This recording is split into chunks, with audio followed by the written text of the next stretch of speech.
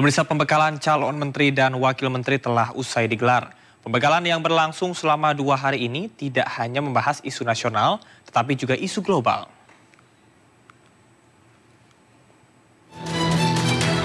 Sejumlah calon menteri hadir di pembekalan hari pertama Kabinet Prabowo Gibran. Tidak hanya dihadiri oleh Presiden RI terpilih Prabowo Subianto, Wakil Presiden RI terpilih Gibran Rakabuming Raka juga hadir dalam pembekalan hari pertama. Para calon anggota Kabinet Prabowo mendapatkan pembekalan berbagai isu aktual. Isu-isu geopolitik, gross domestic product atau GDP, serta kesuksesan sebuah negara. Pembekalan dilanjutkan di hari kedua dengan pembekalan untuk para calon wakil menteri. Sebanyak 54 calon wakil menteri mengikuti pembekalan di kediaman Presiden terpilih Prabowo Subianto di Padepokan Garuda Yaksa Hambalang Bogor, Jawa Barat. Sementara materi yang diberikan di hari kedua mengenai masa depan artificial intelligence, berkomunikasi dengan jurnalis dan masa depan lapangan pekerjaan. Kita melihat begitu, ini persiapannya sistematis, terstruktur, matang, dan yang paling penting adalah menyamakan frekuensi dari latar belakang yang berbeda tadi. Jadi frekuensi kita disamakan dengan latar belakang yang berbeda, paham apa yang ditargetkan tadi. Karena menurut Presiden terpilih, yang perlu kita kuatkan adalah kebersamaan elit gitu. Makanya kalau orang bilang ini kabinet gemuk, ya memang ini adalah kabinet yang berusaha mengakomodasi semua. Yang penting sekarang kan strukturnya, fungsinya, koordinasinya, kolaborasinya itu bisa dilakukan dengan baik. Karena kita-kita yang ada di sini kan dari dunia yang berbeda-beda. Seperti saya ini kan lawyer, practicing lawyer yang sudah 40 tahun gitu ya. Tentu masuk dalam dunia birokrasi, kita kan mempunyai gambaran paradigma yang harus berbeda pula. Tentu approaching-nya pun pasti juga akan berbeda pula. Nah, jadi dengan pertemuan ini saya luar biasa kagum dengan Pak Prabowo karena beliau membuat acara ini yang saya kira ini adalah patut dicontoh dan betul-betul membuat kita langsung saling mengenal. Karena hal yang ditawarkan juga adalah sesuatu hal yang saya punya rasa passion di situ, terus kemudian saya juga merasa oke, ini adalah bidang yang bisa saya lakukan gitu. Kalau sesuatu yang enggak juga saya kayak oh enggak deh, kayak enggak bisa gitu. Seperti apa gitu sedikit Nanti ya. Bertepatan dengan hari ulang tahunnya ke-73, Prabowo Subianto menyampaikan sejumlah materi, salah satunya yaitu tentang pendidikan anti korupsi. Dari Bogor, Jawa Barat, Camar Haenda, Eri Nugraha News melaporkan. Pemirsa, usai menggelar pembekalan kepada calon pembantu kabinet, Presiden terpilih Prabowo Subianto bertemu dengan sejumlah ketua umum partai politik di kantor Kementerian Pertahanan Jakarta. Pertemuan ditengarai terkait dengan susunan kabinet dan kepala lembaga pemerintahan.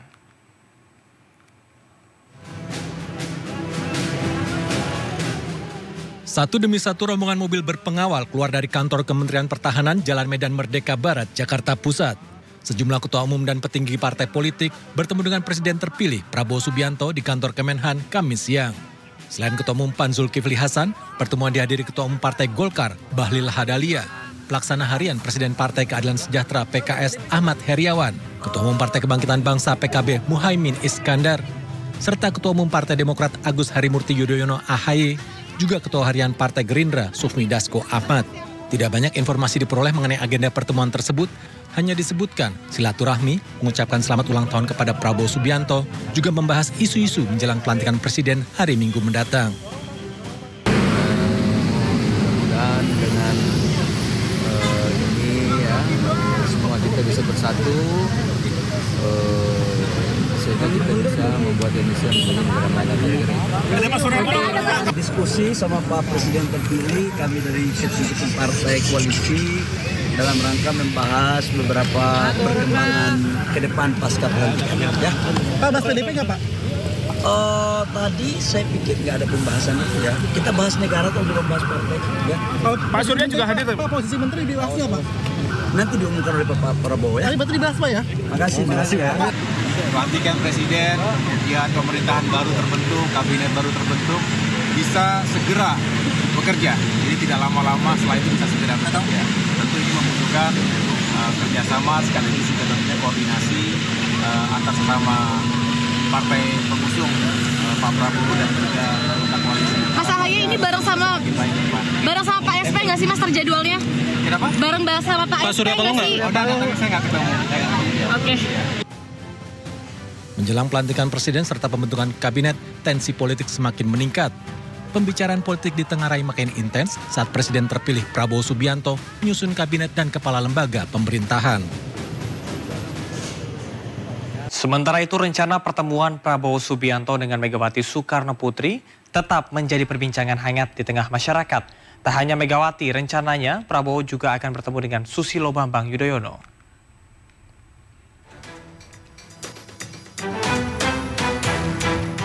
Di hari ulang tahunnya, rencana pertemuan Presiden RI terpilih Prabowo Subianto dengan Ketua Umum PDI Perjuangan Megawati Soekarno Putri kembali menguat.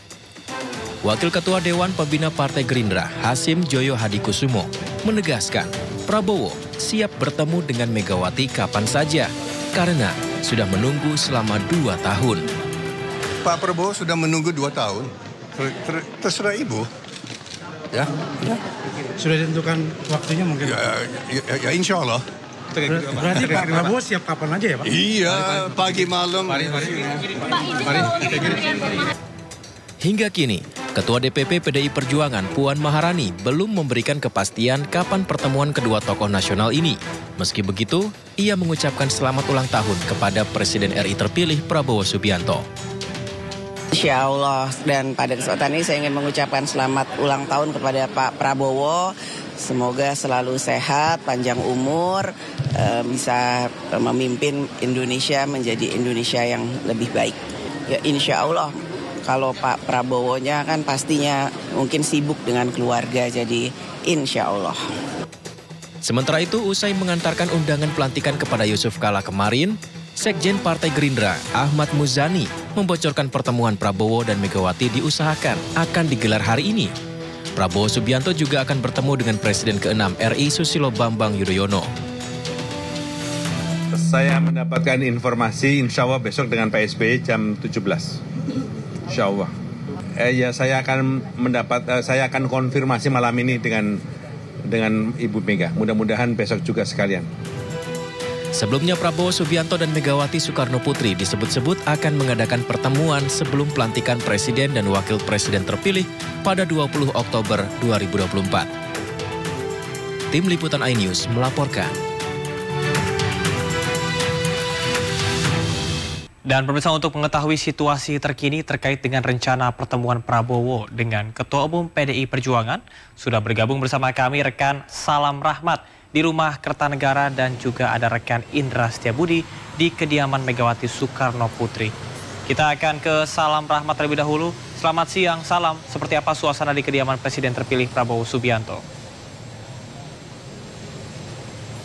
Ya, Camar dan juga pemirsa, hingga saat ini belum ada kegiatan atau aktivitas apapun di rumah kediaman Presiden terpilih Prabowo Subianto di kawasan Kertanegara 4, Jakarta Selatan.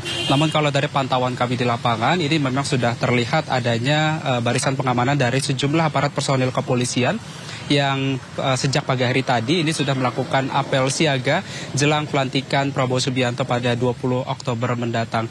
Namun memang hingga saat ini belum terkonfirmasi apakah nantinya pertemuan yang dilakukan antara Prabowo Subianto dengan Ketua Umum PDI Perjuangan Megawati Soekarno Putri akan dilangsungkan kapan dan di mana. Hingga saat ini juga belum ada informasi terkait hal itu.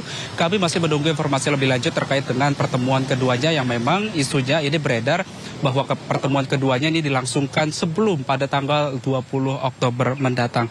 Dan Camar dan juga pemirsa, bahwa memang pada hari kemarin ini Prabowo Subianto juga turut melakukan pertemuan dengan sejumlah ketua umum Parpol Kimples begitu ya, untuk membahas terkait dengan perkembangan ke depan pasca pelantikan Prabowo Subianto untuk menjadi presiden begitu selama 5 tahun ke depan. Sejatinya hingga saat ini juga Prabowo Subianto ini masih menyusun komposisi sejumlah nama yang akan nantinya duduk di kursi menteri di kabinetnya begitu, yang memang untuk ini harus memilih 3 unsur syarat untuk bisa menjadi menteri Prabowo Subianto selama 5 tahun ke depan, yakni dengan terkait dengan loyalitas, lalu juga komitmen anti korupsi dan juga berintegritas. Camar.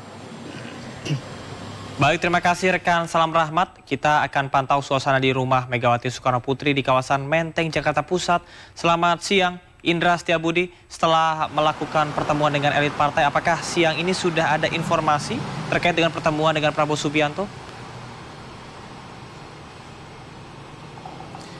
Ya, selamat pagi Camar dan juga pemirsa. Dapat kami informasikan bahwa hingga sampai detik ini kami belum mendapatkan hasil resmi kapan pertemuan antara dua tokoh nasional ini, antara Prabowo Subianto dan juga Presiden kelima Republik Indonesia, yakni Megawati Soekarno Putri.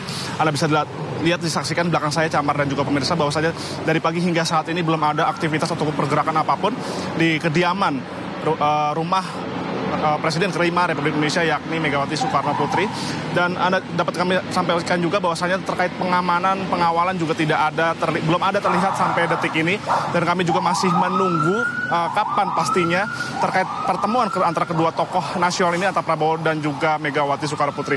Namun dapat kami informasikan Camar dan juga pemirsa, tadi kami sempat berkomunikasi dengan salah satu pengawal ataupun yang berjaga di depan persis gerbang kediaman rumah Megawati, namun kami diinstruksikan untuk hanya bisa meliput di seberang jalan saja, tidak boleh di depan persis gerbang pintu masuk maupun juga di area depan rumah kediaman Megawati Soekarno Putri.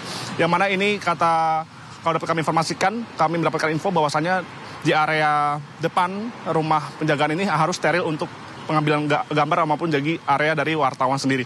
Dan dapat kami informasikan juga bahwasanya isu ini sangat mencuat Camar dan juga pemirsa terkait pertemuan kedua tokoh nasional ini antara Megawati Soekarno Putri dan juga Prabowo Subianto. Namun sampai saat ini kami juga masih menunggu, belum adanya kabar resmi terkait kapan pertemuan. Namun kami juga masih menunggu hingga sampai saat ini, dan nanti kita akan update kembali Camar dan juga pemirsa bahwasanya tidak hanya Megawati Soekarno Putri saja yang akan ditemui oleh Prabowo Subianto, namun juga rencananya Prabowo Subianto Presiden terpilih periode 2024-2029 ini akan berencana juga untuk bertemu dengan Presiden Susilo Bambang Yudhoyono. Nanti akan kita update kembali Camar dan juga pemirsa terkait pertemuan kedua tokoh ini untuk di kediaman Megawati Soekarno Putri di Jalan Menteng, Teguh Umar Menteng, Jakarta Pusat.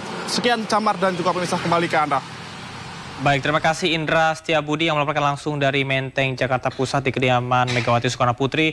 Dan sebelumnya ada rekan Salam Rahmat di rumah Kertanagara, di rumah Prabowo Subianto. Kami akan tunggu perkembangannya. Selamat bertugas kembali. Salam sehat.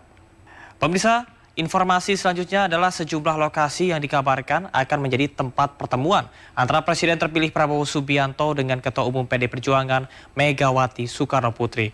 Istana Batu Tulis, Bogor, Jawa Barat disebut menjadi lokasi pertemuan kedua tokoh besar tersebut.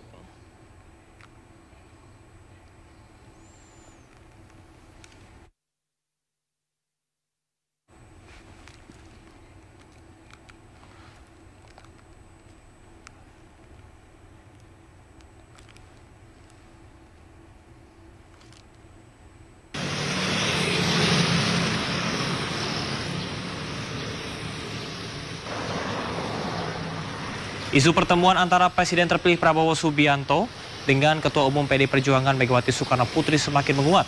Istana Batu Tulis disebut sebagai lokasi yang akan menjadi tempat pertemuan antara kedua tokoh tersebut. Namun hingga pagi tadi belum ada aktivitas mencolok dari kawasan Batu Tulis. Sementara itu juga tidak tampak terlihat adanya pengamanan yang menonjol di sekitar lokasi.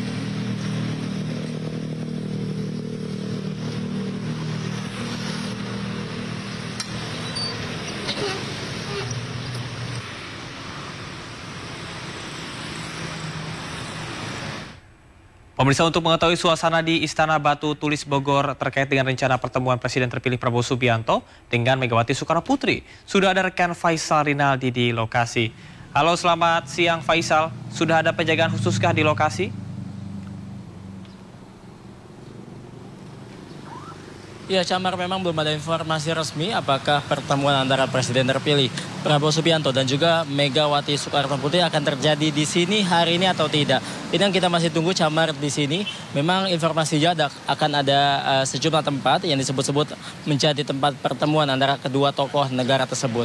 Salah satunya ada tempat kami saat ini, yakni di Istana Batu Tulis yang berada di wilayah kota Bogor, Jawa Barat. Kami gambarkan terlebih dahulu, Camar, untuk situasi di sini, tepatnya di depan Istana Batu Tulis. Maksud kami bahwa untuk di sini kami memantau masih terpantau sepi. Kami melihat juga untuk di pintu utama memang belum terlihat adanya atau tidak adanya aktivitas kendaraan yang keluar masuk di gerbang utama di sini. Kemudian untuk pengamanan atau penjagaan, memang di sini kami melihat tidak ada penjagaan yang terlihat menonjol di sekitar lokasi atau di sekitar Istana Batu Tulis sini. Karena memang belum ada informasi resmi, Camar. Apakah pertemuan antara Prabowo Subianto dan juga Megawati Soekarno Putri akan terjadi di sini atau tidak pada siang ini? Ini yang kita masih tunggu di sini, Camar.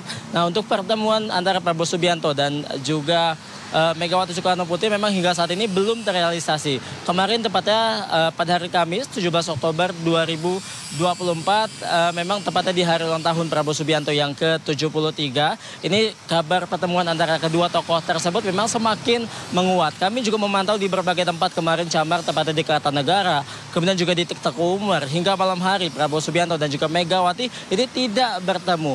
Nah, memang pertemuan kedua tokoh negara ini memang ditunggu-tunggu oleh masyarakat dan juga ini bukanlah pertemuan biasa karena memang jika pertemuan ini benar terjadi nantinya ini merupakan sinyal kuat PDI Perjuangan akan mendukung pemerintahan Prabowo Subianto dan juga Gibran Raka Buming Raka. Karena memang hingga saat ini PDIP belum menentukan sikap apakah akan mendukung dan juga sekaligus bergabung dengan pemerintahan Prabowo Subianto atau berada di jalur oposisi. Ini yang kita masih tunggu-tunggu sama-sama. Pertemuan antara Prabowo Subianto dan juga Megawati Soekarno Putri.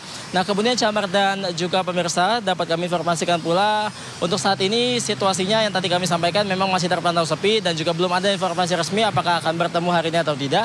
Karena memang pertemuan antara kedua tokoh negara ini belum juga terjadi. Bahkan di H-2 pelantikan Prabowo Subianto sebagai Presiden Republik Indonesia pada minggu nanti. Lalu yang menjadi pertanyaan Camar dan juga pemirsa, apa atau siapa yang menjadi penyebab pertemuan antara kedua tokoh negara ini belum terjadi hingga saat ini? Ini yang kita masih tunggu sama-sama. Camar, kembali ke Anda.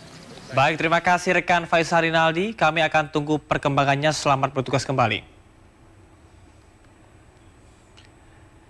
Jumlah kementerian dalam kabinet pemerintahan Presiden terpilih Prabowo Subianto berpotensi bertambah dari 34 menjadi 44. Penambahan tersebut bakal menjadikan Indonesia sebagai salah satu negara dengan jumlah kementerian terbanyak di dunia. Lantas, berapa jumlah kementerian di negara-negara ASEAN dan maju? Berikut informasinya untuk Anda.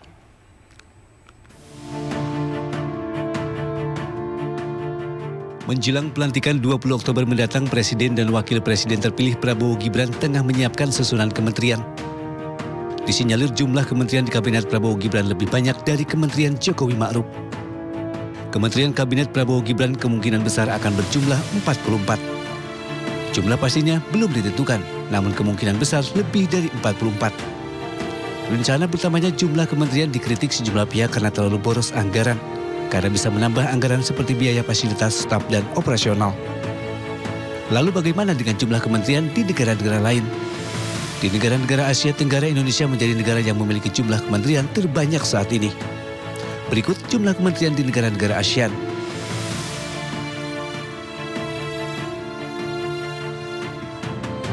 Lalu bagaimana jumlah kementerian di negara-negara maju? Jumlah menteri di negara-negara maju cenderung lebih sedikit dibandingkan Indonesia. Berikut jumlah kementerian di negara-negara maju. Tim Liputan iNews melaporkan. Harapan baru selalu ada. Saat pemerintah baru bersiap menjalankan tugasnya untuk 5 tahun mendatang, sejumlah warga menaruh harapan besar seperti biaya pendidikan yang terjangkau dan harga kebutuhan pokok yang tidak terus melambung. Lebih maju di tangan mereka, anak muda makin berkembang dan infrastruktur makin berjalan dengan baik. Sektor di mungkin di sisi pembangunan, di ekonomi sama kesehatan ya. Negara kita tetap aman. Kedua, untuk ekonomi kita harga-harga terjangkau untuk kepada masyarakat. Ya, untuk pendidikan juga istilahnya kita sebagai orang tua menginginkan anak-anak kita supaya lancar dalam berpendidikan gitu. Semua saya kenal dan semuanya orang-orang baik-baik. Ya mau apa lagi, sudah. Pemirsa, terima kasih Anda masih di Sindo Siang. Mantan anggota Reskrim Polresta Kupang, Ibda Rudi Soik, resmi diberhentikan dengan tidak hormat. Pemberhentian tersebut tidak hanya buntut pelanggaran kode etik polisi dalam pelanggaran SOP pemasangan polis lain di lokasi penyelewengan BBM subsidi, tapi juga ada 7 kasus yang ikut memberatkan Ibda Rudi. Ibda Rudi Soik resmi diberhentikan dari institusi kepolisian melalui sidang kode etik dugaan pelanggaran SOP pemasangan garis polisi di 2 tempat yang diduga menjadi tempat penyelewengan BBM bersubsidi. Menurut Kabid Humas Polda Nusa Tenggara Timur, PTDH Ibda Rudi Soik bukan saja terkait pemasangan garis polisi, namun ada 7 kasus yang ikut memberatkan. Di antaranya laporan pelanggaran disiplin, berada di tempat hiburan pada jam dinas, serta tidak berkantor selama 3 hari berturut-turut. Apa yang bersangkutan kemudian diputus PTDH karena ada alasan-alasan yang memberatkan, salah satunya 7 kasus yang disampaikan tadi, sehingga itu menjadi pertimbangan bahwa yang bersangkutan dianggap tidak bisa lagi meneruskan tugas sebagai anggota kepolisian. Rencananya, Rudi Soik akan melakukan banding atas putusan PTDH terhadap dirinya.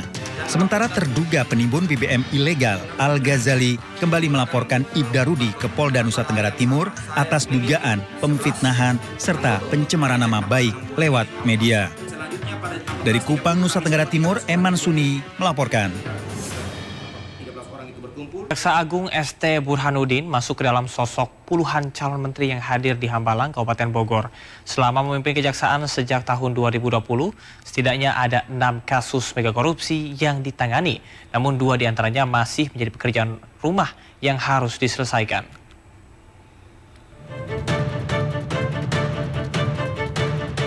Puluhan calon menteri menghadiri pembekalan di kediaman Presiden terpilih Prabowo Subianto di Hambalang, Kabupaten Bogor.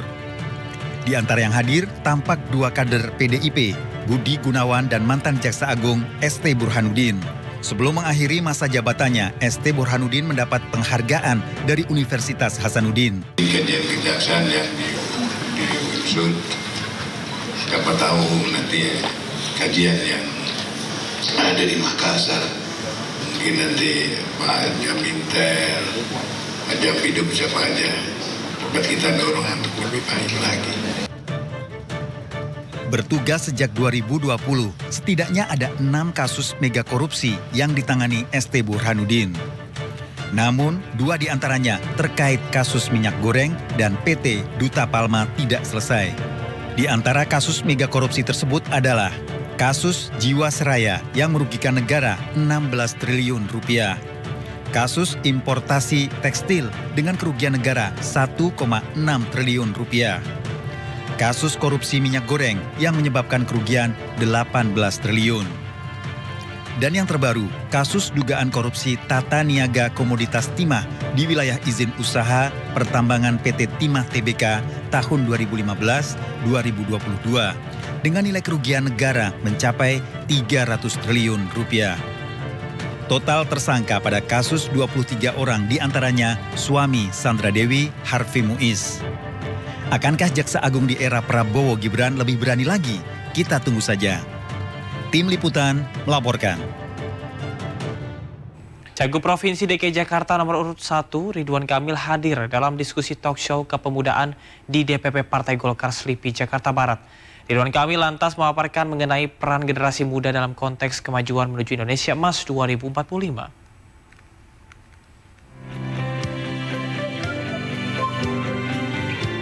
Cagup Provinsi DKI Jakarta nomor urut 1 Ridwan Kamil menghadiri acara diskusi talk show kepemudaan yang digelar Barisan Muda Kosgoro BMK 1957. Diskusi yang dihadiri puluhan generasi muda Golkar ini untuk memberikan motivasi kepada pemuda-pemudi dan kader muda Partai Golkar.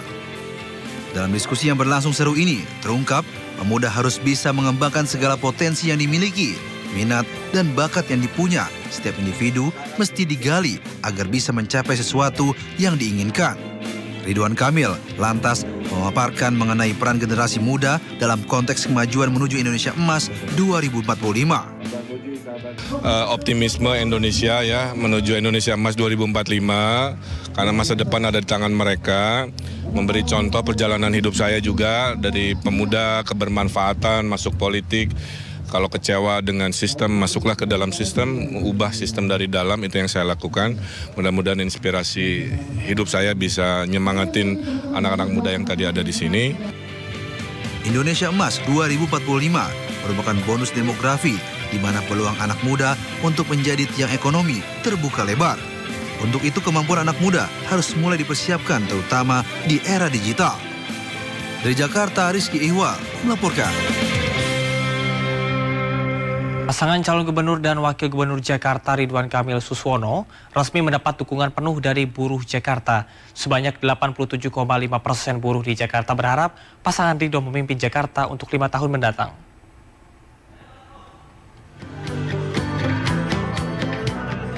Calon Gubernur Jakarta nomor urut 1 Ridwan Kamil menghadiri deklarasi dukungan Partai Buruh di Jakarta International Velodrome, Rawamangun, Jakarta Timur. Selain menyatakan dukungannya, Partai Buruh siap memenangkan pasangan Ridwan Kamil Suswono untuk menang 1 putaran pada Pilgub Jakarta mendatang. Optimisme ini diperkuat dengan hasil kesepakatan dari survei internal yang menyatakan sebanyak 87,5% buruh di Jakarta memberikan dukungannya kepada pasangan Ridho. Partai Buruh telah memutuskan melalui mekanisme organisasi dan menanya langsung ke buruh. Ya, menanya langsung ke buruh. 87,5% buruh Jakarta, tidak hanya anggota Partai Buruh, tapi buruh Jakarta 87,5% memilih Ridwan Kamil. Mereka menyampaikan aspirasi untuk Partai Buruh menentukan dukungan kepada Bapak Ridwan Kamil. 87,5% buruh ya di Jakarta, bukan anggota Partai Buruh. Buruh di Jakarta yang disurvei oleh tim survei Partai Buruh menyatakan mendukung pasangan Ridho. Itu berita terbaik hari ini yang saya dengar. Mudah-mudahan angka itu mengerucut pada pemenangan 1 putaran. Dengan sokongan suara yang luar biasa besar ini, pasangan Cagup-Cawagup Jakarta nomor urut 1 berkomitmen menghadirkan kesejahteraan upah serta keberpihakan terhadap setiap permasalahan yang dihadapi para buruh. Dari Jakarta, Rian Rahman, Sutrisno, iNews melaporkan. Calon Gubernur Jakarta nomor urut 3 Pramono Anung belusukan ke Pasar Cipayung, Jakarta Timur. Selain menyerap aspirasi para pedagang, dalam kesempatan tersebut, Pramono Anung juga mengucapkan selamat ulang tahun untuk Presiden terpilih Prabowo Subianto.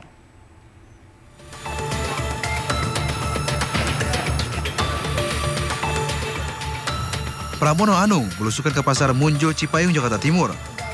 Tiba di lokasi, calon Gubernur Jakarta nomor urut 3 ini langsung disambut para pedagang. Pramono sempat berkeliling pasar dan berdialog dengan para pedagang dan warga. Calon Gubernur Jakarta dari PDIP ini belanja massa terkait keluhan para pedagang pasar. Ia mengatakan jika terpilih nantinya akan menciptakan terobosan baru untuk meningkatkan UMKM, terutama kesejahteraan pedagang pasar. Ia juga mengaku akan menjaga harga pasar hingga tidak merugikan para pedagang maupun para pembeli. Ia juga menyoroti besarnya retribusi saat ini yang dianggap mencekik para pedagang pasar Munjul ini. Ada perda baru yang keluar yang sebelumnya pungutannya hanya 4.000 menjadi 15.000. Naiknya 350 kali. Sehingga ini sangat menyulitkan bagi para pedagang yang ada dan tadi saya hampir semuanya keluhannya sama, omsetnya turun, retribusinya malah dinaikkan. Dalam kesempatan ini, Pramono juga mengucapkan selamat ulang tahun kepada Presiden terpilih Prabowo Subianto. Ia juga mendoakan agar Prabowo bisa menuntaskan persoalan ekonomi di Indonesia. Dari Jakarta, Jen Cahayani, Tri Julianti melaporkan.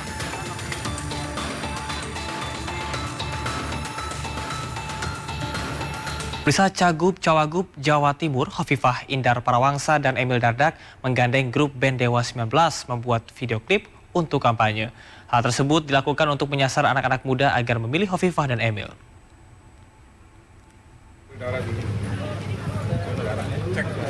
Pasangan calon gubernur dan wakil gubernur Jawa Timur nomor urut 2, Hovifah Indar Parawansa dan Emil Dardak membuat video klip bersama grup band Dewa 19 di Surabaya, Jawa Timur untuk lagu kampanye mereka. Hovifah dan Emil kompak bersama Ahmad Dhani menyanyikan lagu bertajuk Hidup Adalah Perjuangan yang sengaja dipilih karena sesuai dengan yang dipesankan Gus Dur, hidup adalah perjuangan. Setiap perjuangan butuh pengorbanan. Menurut saya ini hampir sama dengan yang Gus Dur pesan, hidup adalah perjuangan. Setiap perjuangan butuh pengorbanan. Setiap pengorbanan besar pahalanya. Itu menurut saya ini sesuatu yang bisa dijadikan referensi semua orang bahwa memang ya kita harus berjuang. Setiap perjuangan butuh pengorbanan. Video klip ini menjadi bentuk dukungan nyata dari Ahmad Dhani yang juga sebagai kader Partai Gerindra dalam memenangkan Khovifah Emil pada Pilgub Jatim 2024. Sebagai pemimpin Jawa Timur, selama ini kan bagus juga. Kepemimpinan beliau harus diteruskan sampai 2029. Kan kita kan sama-sama dalam kelompok Kim Plus, ya kan? Kim Plus Dewa 19. Kolaborasi dengan Dewa 19 serta lirik lagu kampanye yang memiliki makna dalam diharapkan dapat menambah semangat anak-anak muda. Dari Surabaya, Jawa Timur, Rahmat Ilyasan, iNews melaporkan. Pemirsa, Ketua Umum DPP Partai Perindo Angela Tanusudibyo mengunjungi kantor DPW Partai Perindo Jawa Tengah. Dalam kunjungannya ini, Angela berpesan akan melakukan serangkaian transformasi demi kemenangan Partai Perindo di pemilu tahun 2029 mendatang.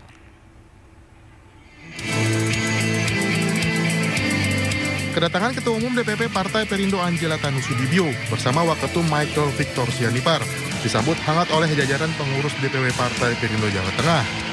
Angela juga berkesempatan mengunjungi beberapa ruangan kantor DPW yang kini diketuai Bambang Anto Wibowo. Angela Tanusudibyo yang juga Wakil Menteri Pariwisata dan Ekonomi Kreatif akan melakukan serangkaian perubahan struktural di tingkat pusat hingga daerah, serta melakukan transformasi sumber daya manusia dalam partai berlambang Rajawali mengembangkan sayap ini. Target saya di akhir tahun, di mana kita akan melakukan puncak perayaan dari HUT Partai Perindo, di situ akan kita umumkan struktur beserta para pengurus pusat yang baru. Akan dilanjutkan dengan evaluasi serentak.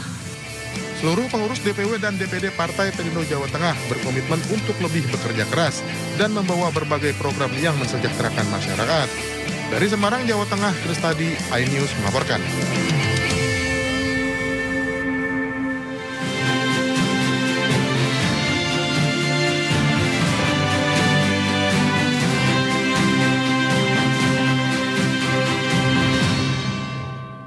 Presiden Joko Widodo bersama dengan Ibu Negara menanam pohon di halaman Istana Kepresidenan Jakarta Pusat jelang purna tugas.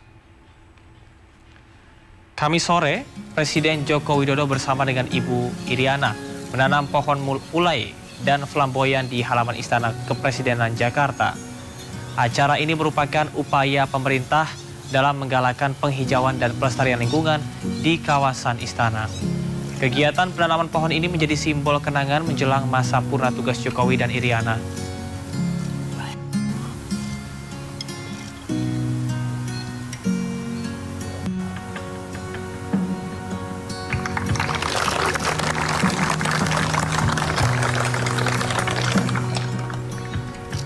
Pemirsa, Wapres Ma'ruf Amin menggelar acara perpisahan di Istana Wakil Presiden hari ini.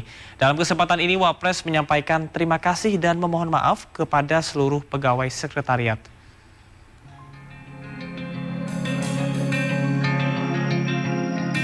Hari ini, Wakil Presiden Ma'ruf Amin ditemani istrinya Wuri Ma'ruf Amin menggelar acara perpisahan menjelang purna tugas di Auditorium Istana Wakil Presiden.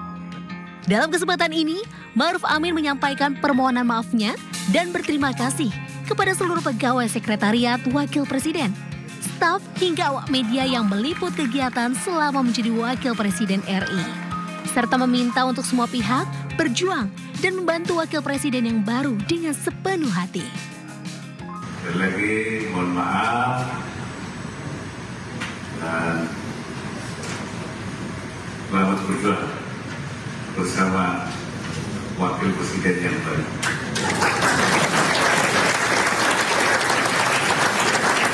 Bantu beliau dengan sepenuh hati. Ma'ruf Amin menjabat sebagai Wakil Presiden mulai 20 Oktober 2019. Di usianya yang ke-81 tahun, beliau telah mendampingi 5 tahun pemerintahan Presiden Joko Widodo. Wakil Presiden Ma'ruf Amin telah mengelilingi 38 provinsi dari Sabang sampai Merauke guna memastikan dan melihat langsung program pemerintah telah dirasakan rakyat secara merata. Pemerintah juga terus berupaya mengembangkan sektor ekonomi dan keuangan syariah nasional. Sampai di akhir jelang purna tugas, Wapres Ma'ruf Amin menjalankan tugasnya sesuai program pemerintah. Dari Jakarta, Tim Liputan Ayus melaporkan. Terima kasih Anda masih di Indosiang bersama saya Camar Haenda. Puluhan siswa SD tidak masuk sekolah akibat terpapar virus paramyxovirus atau gondongan di Banyuwangi, Jawa Timur. Virus ini sangat rentan menyerang anak-anak, terutama di tengah cuaca panas.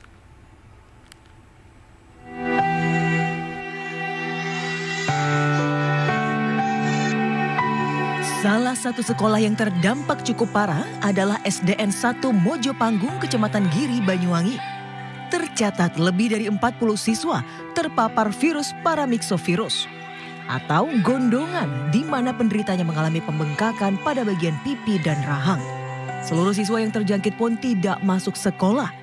Pihak sekolah juga menyarankan orang tua siswa tidak masuk sekolah dan segera berobat agar tidak menjangkiti siswa lainnya. Selain itu, selama proses belajar mengajar, semua siswa diwajibkan memakai masker. Sementara Dinas Kesehatan Banyuwangi menyatakan wabah ini berkategori kejadian luar biasa dan sudah melakukan pencegahan serta edukasi. Per hari tercatat ada 8 kasus di sejumlah sekolah di wilayah Kecamatan Giri. Bahwa yang sakit kita minta untuk diistirahatkan sampai dengan sembuh, sehingga tidak perlu sekolah, tidak perlu hadir di sekolah. Nah, harapannya ini bisa mengurangi kontak dengan teman-temannya yang sehat. Sementara untuk pencegahannya, dengan tidak kontak langsung dengan penderita gondongan, menjaga etika bersin atau batuk dengan menutup mulut dan hidung, dan memakai masker pelindung. Dari Banyuwangi, Jawa Timur, RS Utomo, iNews melaporkan. Program makan gratis bergizi Presiden Prabowo Subianto di perbatasan Indonesia-Malaysia diikuti ratusan anak sekolah dasar di Kabupaten Malinau, Kalimantan Utara. Ratusan anak SD antusias mengikuti program makan gratis yang disediakan dengan menu bergizi. Program makan gratis bergizi pertama kali digelar di SDN 02 Malinau, wilayah perbatasan Indonesia-Malaysia di Kabupaten Malinau, Kalimantan Utara. Ratusan anak sekolah dasar ini antusias mengikuti program makan gratis yang disediakan dengan menu bergizi lengkap. Anak-anak dengan lahap menyantap nasi, lauk, buah, susu yang mengandung karbohidrat, protein, dan gizi. Program Presiden Prabowo Subianto ini sangat membantu masyarakat, terutama anak-anak. Secara fisik bisa tumbuh sehat tinggi di atas 120, kemudian otaknya cerdas. Dengan demikian kita harapkan nanti anak-anak ini menjadi generasi muda Indonesia ke depan. Di Kalimantan Utara, program ini pertama kali digelar dan akan berlanjut ke daerah lain seperti Nunukan, Bulungan, Tanah Tidung, dan Tarakan. Dari Kabupaten Malinau, Kalimantan Utara, Usman Codang melaporkan. Pemerintah memastikan kebijakan hilirisasi sumber daya alam akan terus dilanjutkan pemerintahan terbaru 2024-2029 nanti. Pasalnya, pemerintah mengakui dengan hilirisasi, negara mendapatkan nilai tambah yang lebih. Wakil Presiden Ma'ruf Amin berharap Presiden, Wakil Presiden, dan jajaran Menteri periode 2024-2029 terpilih mendatang dapat menjalankan program hilirisasi dengan tepat sasaran dan memberikan manfaat besar bagi keadilan masyarakat. Di mana dengan menghadirkan rasa keadilan, maka kesejahteraan untuk masyarakat akan terwujud. Untuk itu program hilirisasi yang akan dilanjutkan seharusnya tetap memperhatikan aspek kebutuhan masyarakat.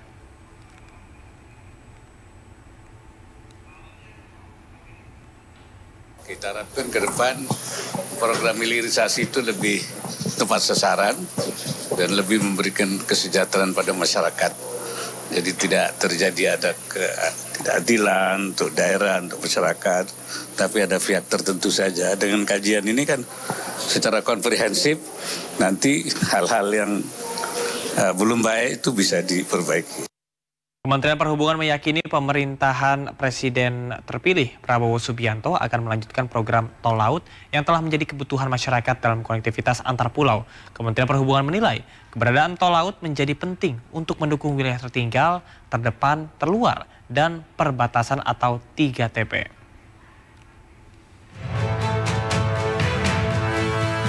Menteri Perhubungan Budi Karya Sumadi meyakini program tol laut akan diteruskan oleh pemerintahan Prabowo Subianto dan Gibran Rakabuming Raka.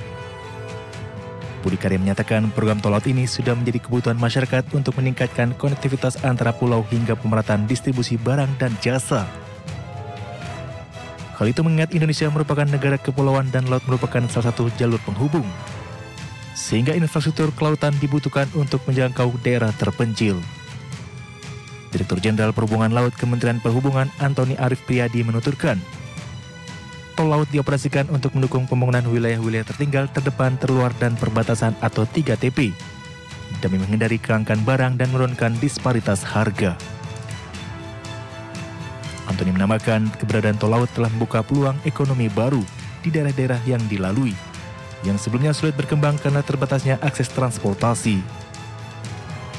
Nah, tol laut ini sebenarnya adalah angkutan barang. Angkutan barang untuk menghubungkan titik-titik yang sudah maju, yang tadi dibilang Java sentris, kepada titik-titik 3TP. 3TP ini adalah terluar, terpencil, perbatasan ya, dan sebagainya. Yang memang dari masa ke masa itu kurang diperhatikan. Nah, dengan adanya tol laut ini, daerah 3TP ini berdampak betul mendapatkan manfaat. Tidak hanya mutlak masalah disparitas harga, tetapi daerah 3TP yang jarang dikunjungi itu akhirnya mendapatkan manfaat dari sisi ideologi, politik, sosial budaya, ekonomi, pertahanan, keamanan. Agar layanan semakin baik, Menhub meminta seluruh pihak yang terlibat tetap melakukan evaluasi dan pengawasan melalui perencanaan dan pengembangan. Dengan evaluasi rute dan frekuensi sesuai kebutuhan masyarakat, maka pengusulan anggaran tepat guna menjamin kelangsungan layanan.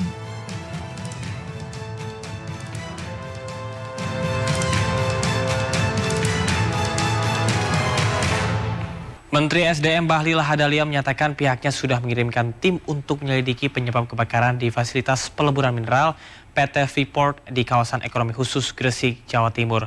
Bahlil mengaku telah berkomunikasi dengan Presiden Direktur Freeport Indonesia soal kejadian tersebut. Menteri Energi dan Sumber Daya Mineral Bahlil Lahadalia mengungkapkan pihaknya sudah mengirimkan tim untuk menyelidiki penyebab kebakaran di fasilitas peleburan mineral atau smelter milik PT Freeport Indonesia di kawasan ekonomi khusus Gresik, Jawa Timur.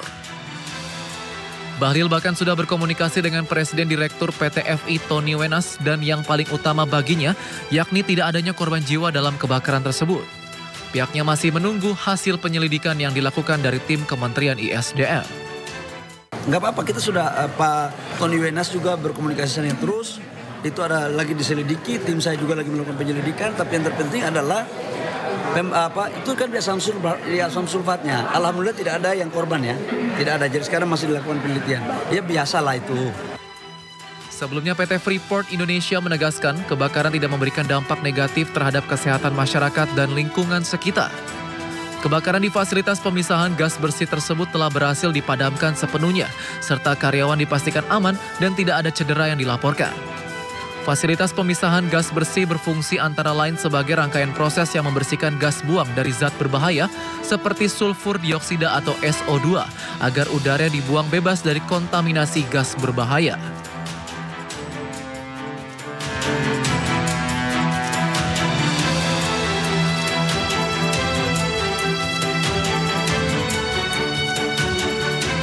Terima kasih, masih di Sindo Siang. Pemirsa, Panglima TNI Jenderal Agus Subianto bersama Kapolri Jenderal Listio Sigit Prabowo menghadiri apel gelar pasukan dalam rangka pengamanan VVIP pelantikan Presiden dan Wakil Presiden di lapangan Silang Monas, Jakarta Pusat.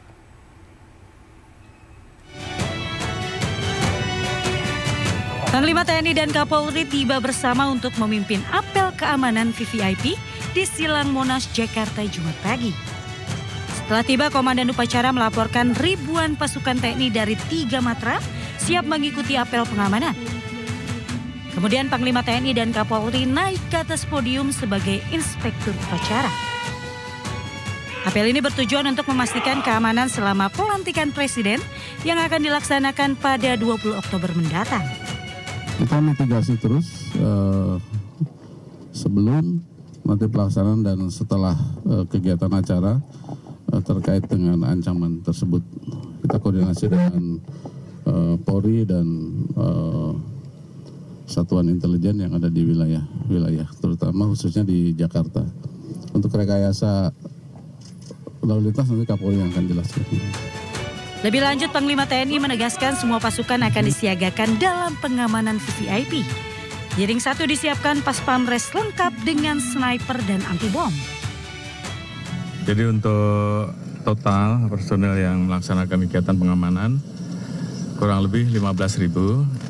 Hari ini tergabung dalam apel gelar pasukan ini kurang lebih sekitar 2.000 karena yang lain sudah kita tugaskan untuk melaksanakan inset di titiknya masing-masing. Tentunya di dalam pengamanan kali ini kita terbagi menjadi 8 satgas dan kemudian tentu yang harus kita antisipasi adanya potensi masyarakat yang akan melaksanakan kegiatan, tentunya ada yang bentuknya ikut bergabung dalam menyambut rencana pelantikan, termasuk mungkin mendoakan, namun di sisi lain juga ada kelompok-kelompok yang kita pantau akan melaksanakan kegiatan aksi. Dalam kegiatan pengamanan VVIP, pelantikan Presiden dan Wakil Presiden RI, terdapat beberapa satuan tugas yang tergabung dalam Kogab Patpam. Operasi pengamanan pelantikan dimulai 17 hingga 23 Oktober 2024 dan akan dipimpin oleh Pangkogab Wilhan 1 Laksmana Madya TNI Rahmat Jayadi. Pemirsa, informasi tadi mengakhiri Sindo siang hari ini dan Anda bisa mendapatkan informasi terkini dan terbaru melalui portal yang menghadirkan berita daerah, berita nasional dan berita internasional lengkap di sindonews.com. Dan pemirsa, mewakili kerabat kerja yang bertugas, saya Camar Haenda, pamit undur diri. Terima kasih. Sampai jumpa.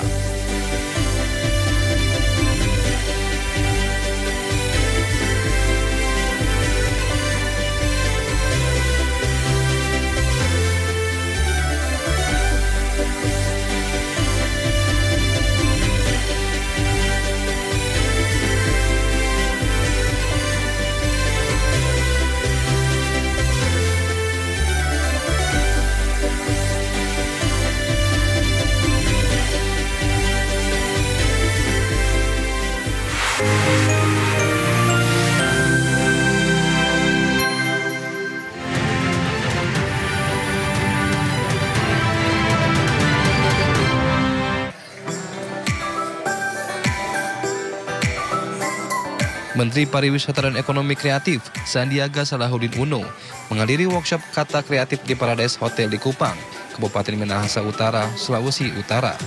Memiliki predikat sebagai salah satu destinasi wisata super prioritas, di Kupang juga harus memiliki para pelaku usaha ekonomi kreatif yang memiliki produk-produk berkualitas dan berkelas sehingga bisa bersaing di pasar global. Bagus-bagus dan kualitasnya luar biasa, dan saya melihat ada aspek konservasi, ada aspek recycle. Tadi Bu Made beli gelang, saya beliin Rojali tadi saya ke sana. Walaupun dana operasional Menteri semakin menipis, tapi tadi saya belanja buat Bu Mari kalung dan juga ada beberapa produk lainnya. UMKM produknya semakin berkualitas. Saya ucapkan selamat. Banyak ilmu juga yang kami dapat di sana mengenai bagaimana kita harus membuat satu produk dan bagaimana kita harus memiliki legalitas usaha. Kita harus juga tahu teknis untuk memasarkan produk baik dari offline maupun online.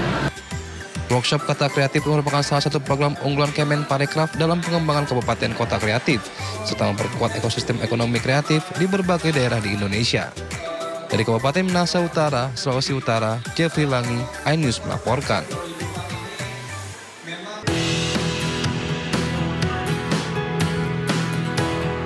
Kerjasama PT MNC Life Assurance atau MNC Life dengan Bank Dasa ditandai dengan penandatanganan MOU antara Direktur PT MNC Life Assurance Risya Dilianti dan Direktur Utama Bank Dasa Pahala David di MNC Bank Tower Kebon Sirih, Jakarta Pusat. Kerjasama tersebut merupakan penguatan sinergi dan kolaborasi dalam memberikan layanan produk asuransi jiwa kredit kepada para nasabah Bank Dasa. Selain itu, program ini juga mencerminkan komitmen perusahaan untuk menyediakan solusi keuangan yang menyeluruh dan mendukung kebutuhan nasabah dalam jangka panjang. kolaborasi yang kita lakukan dengan Bank Dasa hari ini dalam bentuk produk asuransi jiwa kredit, di mana produk tersebut memberikan perlindungan asuransi jiwa kepada debitur Bank Dasa, sehingga apabila terjadi risiko kehilangan jiwa akan diberikan perlindungan asuransi oleh MNC Life.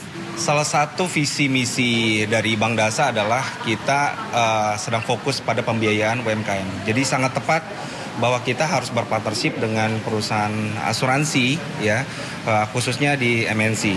Why MNC? Saya rasa MNC salah satu perusahaan yang cukup senior, ya, yang tidak asing lagi di telinga masyarakat.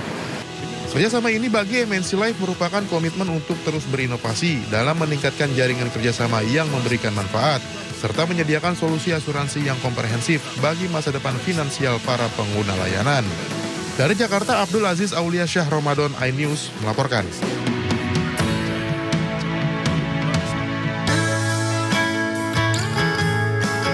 Organisasi Relawan Warga Tegal Jakwire mendeklarasikan dukungannya kepada pasangan Ridho sebagai calon gubernur dan wakil gubernur di Gedung Juang, Jakarta.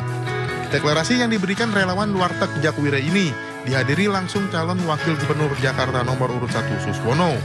Masyarakat Tegal yang tergabung dalam komunitas Warteg ini menilai pasangan Ridwan Kamil dan Suswono dapat menyerap aspirasi kalangan bawah, salah satunya pengusaha warteg.